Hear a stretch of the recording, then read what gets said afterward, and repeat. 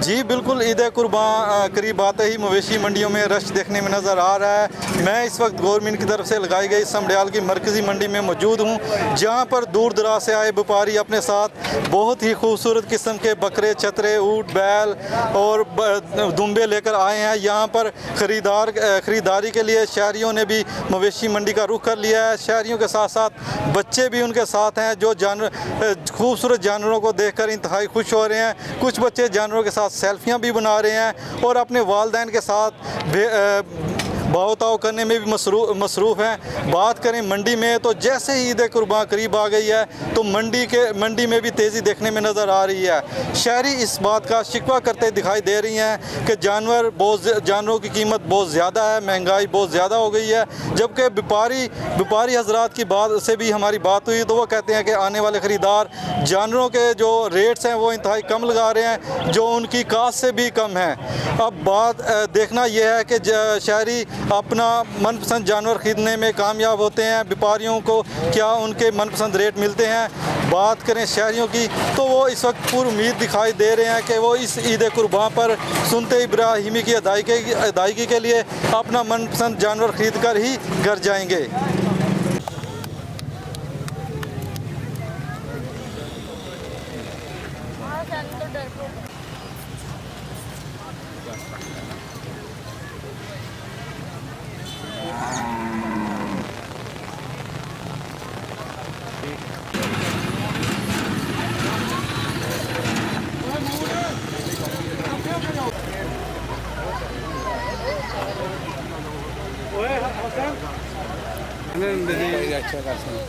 ये बढ़िया कि नहीं रहो हो जो ना चलो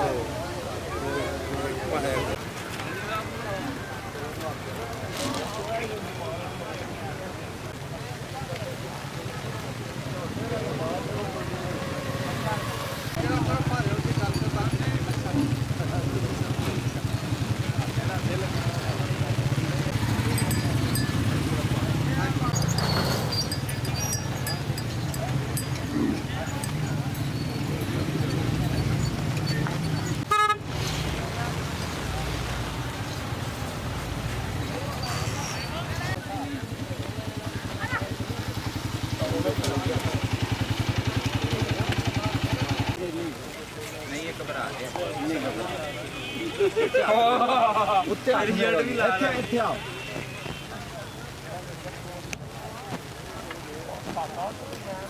इतना फाइनल की करोगे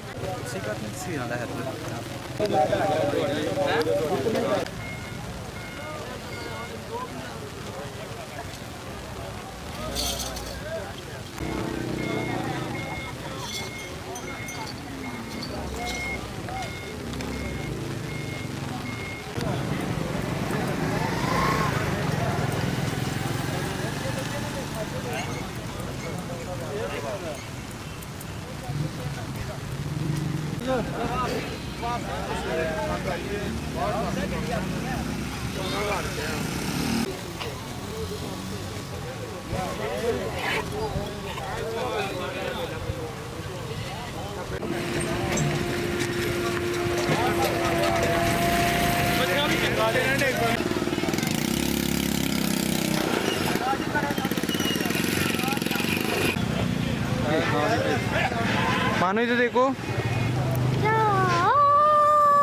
चलो पुलिस वाले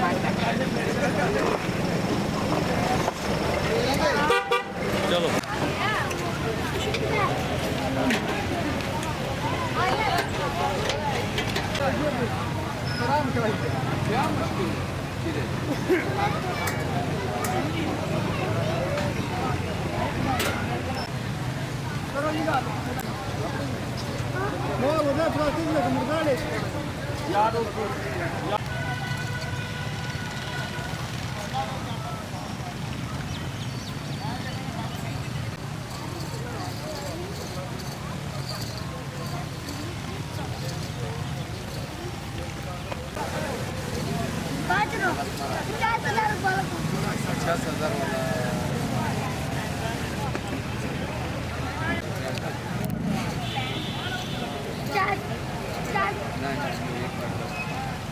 जोड़ी